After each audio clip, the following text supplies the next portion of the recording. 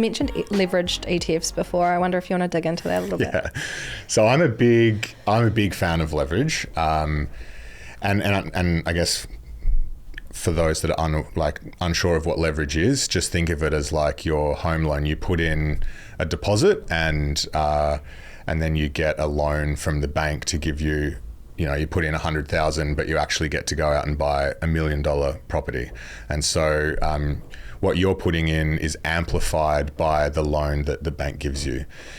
And that applies to investing generally, but ETFs now give you leveraged exposure. So what it means is for every dollar that I invest in the ETF provider might go out and invest $2 on your behalf because of the way that it's structured. And what it gives you is, as I said, an amplified exposure.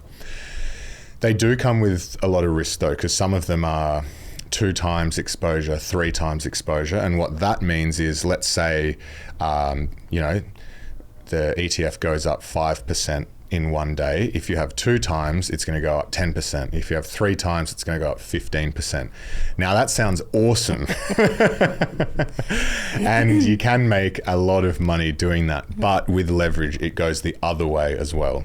So if it goes down 5% one day, it'll actually go down 10 or 20% or whatever the sort of gearing ratio is.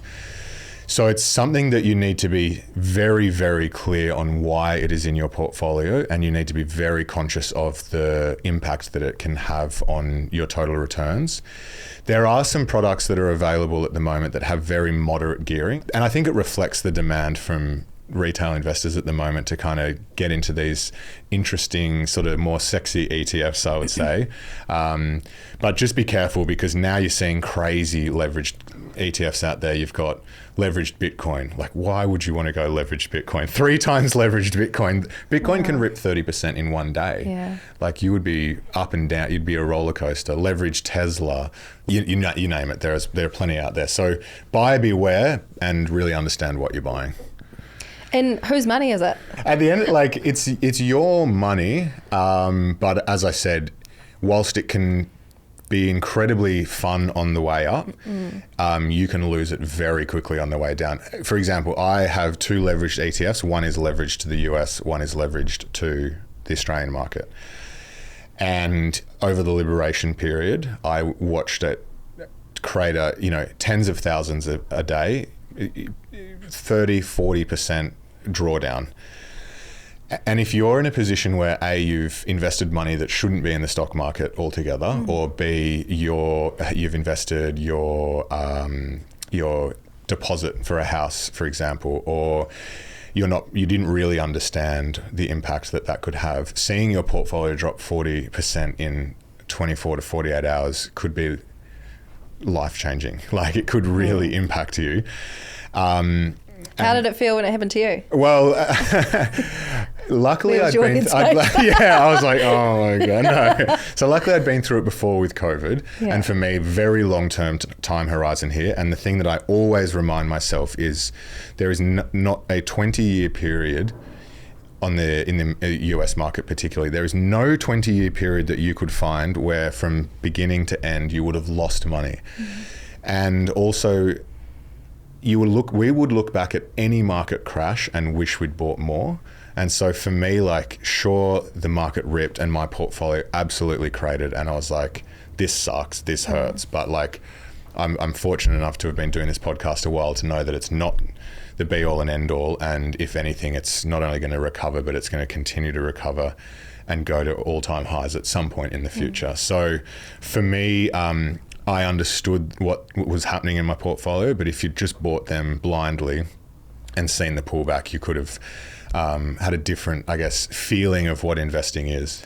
And by the sounds of it, it's like you run a pretty diversified portfolio. So my portfolio is, I run a core satellite approach, which is a very simple investment strategy. It's where you think of it like your house. You're building the foundations, you're building the core, something that is going to sustain and last for a very, very long period of time.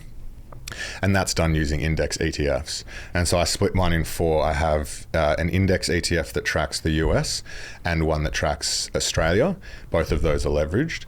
Then I have one that tracks all of Europe, and then I have one that tracks Asia.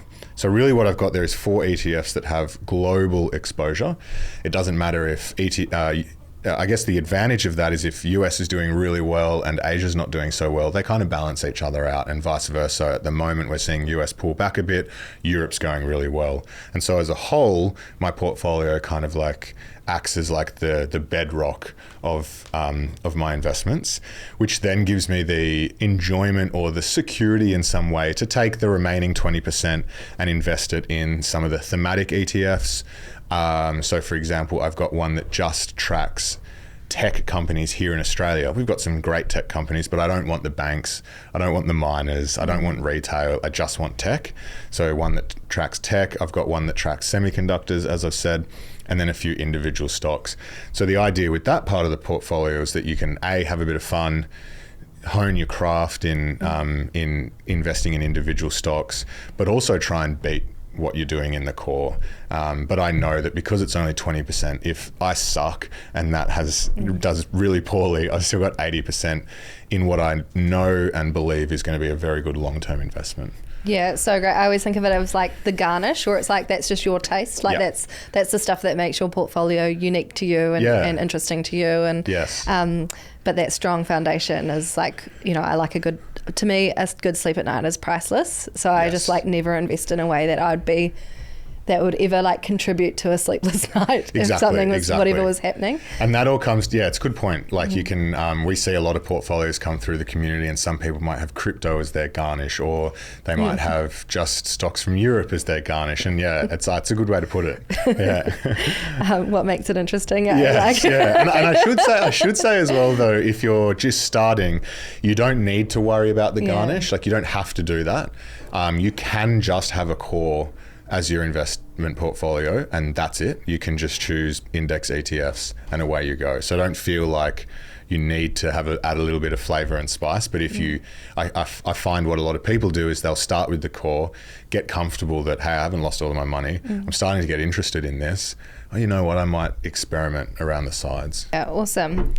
And so we, last time we caught up, and we've already talked about like Warren Buffett. He's come up in our chat today. It's hard to talk about investing without bringing up Warren Buffett. So he's stepped back from his role. What are you, any thoughts on that? I mean, it's sad. So he stepped down as CEO of Berkshire Hathaway, which is his holding company or his investment vehicle.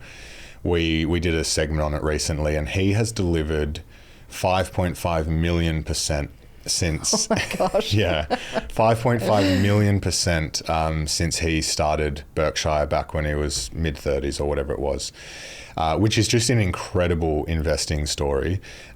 He's delivered almost 20% year on year for 50 years, which is unprecedented. I don't think anyone will ever do that again.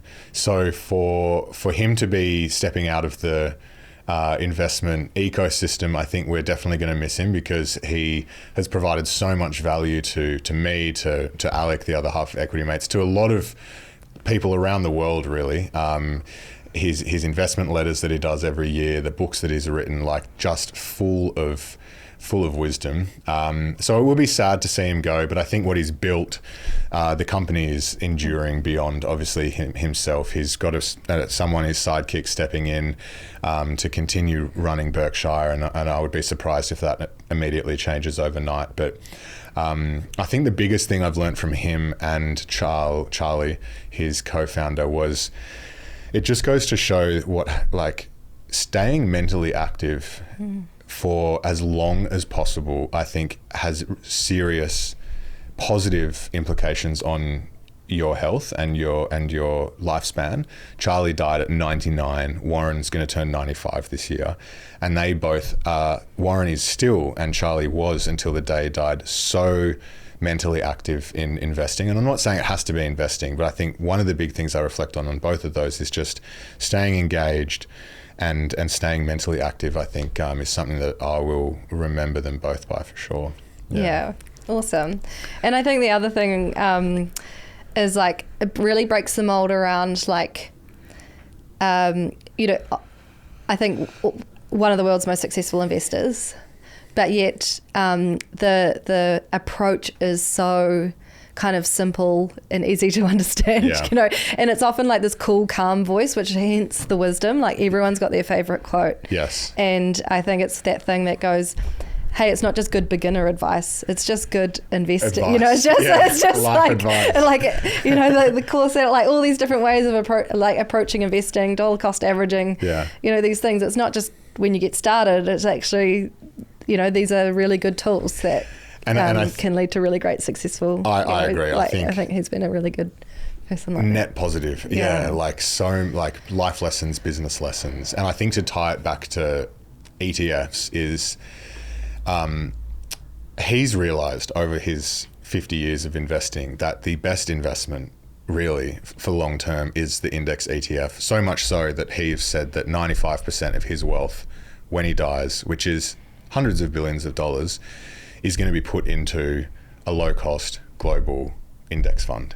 And because he's so confident that that over a long period of time is more than that needs. And so for someone who's spent his whole life picking stocks, to come out and say that you don't need anything more than that, I think, like, you know, you got to pay attention to that.